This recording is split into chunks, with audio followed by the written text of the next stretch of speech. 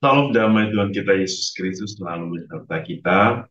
Saudara-saudari, kita memasuki hari Minggu pekan ketiga dalam masa Paskah. Dan semoga hari ini kita semua dalam keadaan yang walafiat.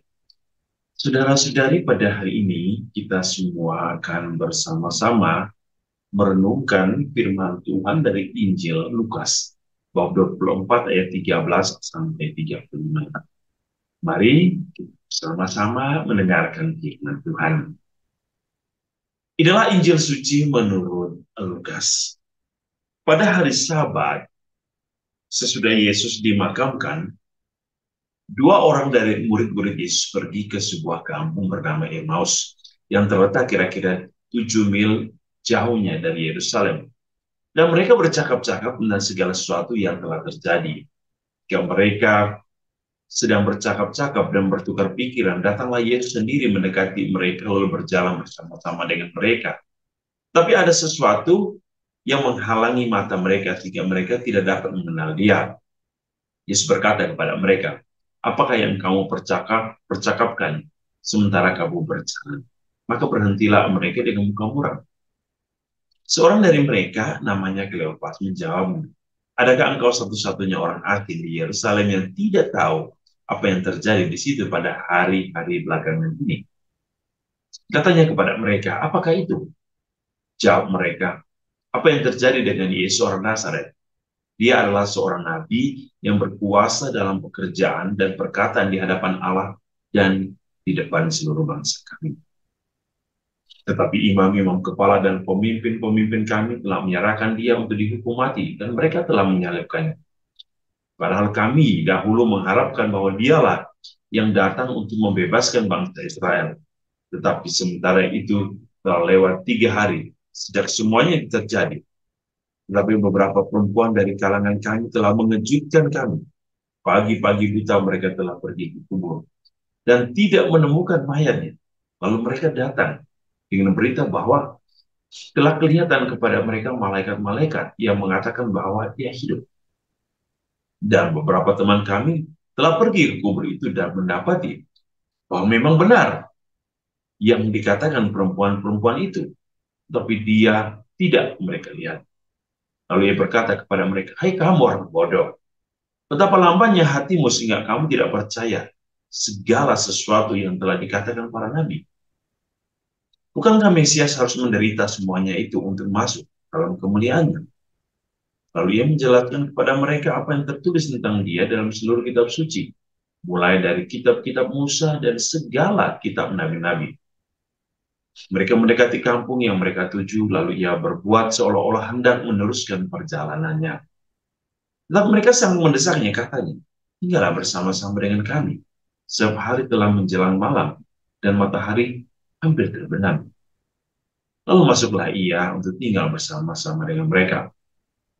Waktu ia duduk makan dengan mereka, ia mengambil roti, mengucap berkat, lalu memecah-mecahkannya dan memberikannya kepada mereka. Ketika itu terbukalah mata mereka dan mereka pun mengenal dia. Tapi ia lenyap dari tengah-tengah mereka. Kata mereka seorang kepada yang lain, "Bukankah hati kita berkobar-kobar ketika ia berbicara dengan kita di tengah jalan dan ketika ia menerangkan kitab suci kepada kita?" Lalu bangunlah mereka dan terus kembali ke Yerusalem. Di situ mereka mendapati ke-11 murid itu. Mereka sedang berkumpul bersama-sama dengan teman-teman mereka. Kata mereka, "Sesungguhnya Tuhan telah bangkit dan telah menampakkan diri kepada Simon." Lalu kedua orang itu pun menceritakan apa yang telah terjadi di tengah jalan dan bagaimana mereka mengenal Dia pada waktu Ia memecah-mecahkan. Demikianlah sabda Tuhan. Terpujilah Kristus. Saudara-saudari yang dikasihi Tuhan, peristiwa salib, kita tahu bahwa peristiwa salib sesungguhnya telah membuat para murid merasa kecil. Ya. Kematian Tuhan membuat para murid kecil. Dan dengan dalam Injil hari ini, mengapa mereka kecewa? Karena mereka mengharapkan sesuatu yang lain dari Yesus. Mereka mengharapkan apa? Dikatakan dalam Injil Lukas hari ini, bahwa mereka menginginkan agar Yesus, ya, Yesus itu menjadi Raja baru, ya, Raja yang akan membebaskan bangsa Israel. Jadi pandangan mereka bahwa Yesus adalah Raja dunia. Mereka lupa untuk berpikir bahwa Yesus bukan hanya Raja dunia, tetapi Raja alam semesta, surga dan bumi. Dan tentu peristiwa salib ini dianggap oleh para murid sebagai sebuah kegagalan, ya. Kegagalan karena apa yang mereka harapkan itu tidak terwujud, tidak terjadi. Lalu setelah peristiwa salib ada sebuah peristiwa baru, yaitu peristiwa kebangkitan. Peristiwa kebangkitan, ya, peristiwa kebangkitan inilah yang membuat perubahan, yang membuat suatu pembaharuan dalam diri para murid. Bahwa peristiwa kebangkitan telah mengubah hidup para murid. Peristiwa kebangkitan telah memberikan sebuah harapan. Sebuah harapan karena apa? Para murid memahami bahwa kebangkitan Tuhan telah memberikan kepenuhan akan keselamatan, akan kemenangan Tuhan, akan kemuliaan Allah. Dan kita bisa melihat bagaimana peristiwa setelah kebangkitan. Peristiwa kebangkitan yang telah membawakan sebuah harapan bagi para murid, telah mengubah para murid. Para murid begitu antusias dengan sebuah harapan yang besar. Mereka terus mewartakan tentang kebangkitan. Inilah titik awal dari keberanian para murid. Inilah titik awal dari pewartaan para murid.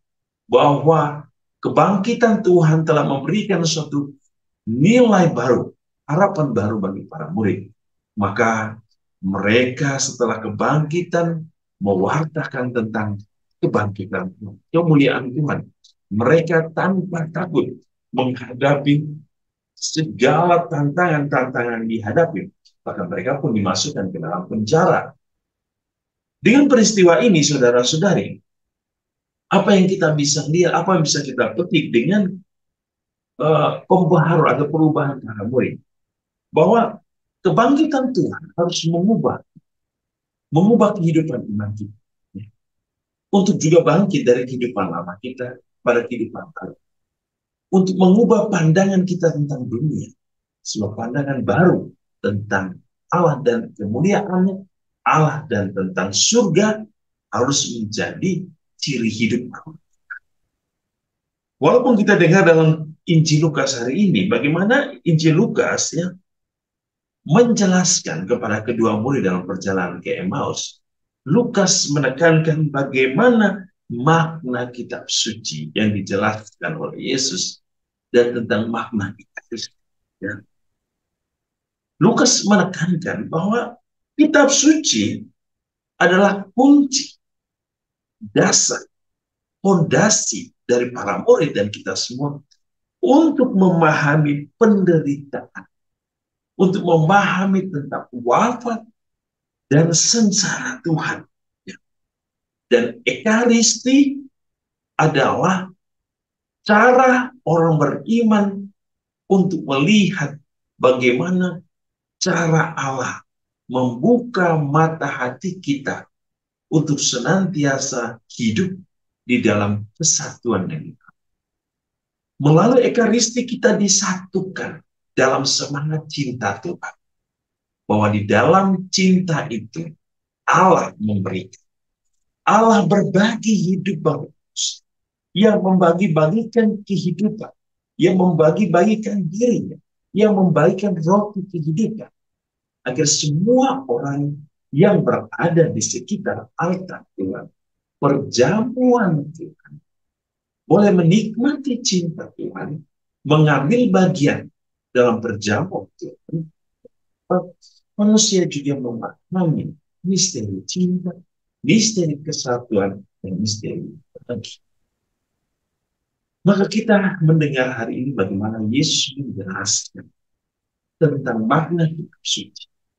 Maka kita orang beriman untuk memahami Paskah, untuk memahami penderitaan, kita juga harus berani membuka kitab suci, mengerti dan memahami, menghayati isi kitab suci, bahwa Allah sedari awal sudah menyiapkan akan pembaharuan dalam hidup manusia. Allah dalam kemuliaannya telah mempersiapkan Tuhan Yesus untuk memberikan kehidupan baru bagi manusia, agar manusia diperdamaikan dengan Allah. Saudara-saudari, menjadi sebuah pertanyaan bagi kita. Apakah kita telah membaca kitab suci? Apakah kita telah memaknai? Apakah kita membuka hati kita kepada firman Tuhan? Lalu apakah kita yang sering mengikuti Ekaristi? Mata kita menjadi terbuka untuk melihat kehadiran Allah yang hadir bersama. Seperti kisah para murid hari ini. Ketika Yesus mengambil roti, mengucap syukur, memberkati, dan membagi-bagikan kepada para murid, mata para murid terbuka dan mereka memahami tentang Yesus yang ada. Apakah kita juga? Mata kita terbuka setiap kali kita menerima Tuhan dalam perjamuan Tuhan. Apakah mata kita terbuka untuk melihat kehadiran Allah yang datang dalam hidup ini, yang memberikan kita harapan akan kebangkitan baru bagi orang-orang beriman? Bahwa kita adalah manusia baru. Kita adalah putra-putri terang. Saudara-saudari, kebangkitan Tuhan harus membuka mata hati pikiran kita untuk melihat kehadiran Allah yang selalu hadir dalam hidup kita. Yang selalu hadir dalam setiap kali ya, kita merayakan. Maka saudara-saudari, kita juga harus seperti para murid. Bahwa peristiwa kebangkitan harus membuat kita semakin berani untuk mewartakan tentang Injil. Tuhan Yesus hari ini memberkati kita dalam seluruh hidup kita. Dalam nama Bapa dan Putra dan Roh Kudus. Amin.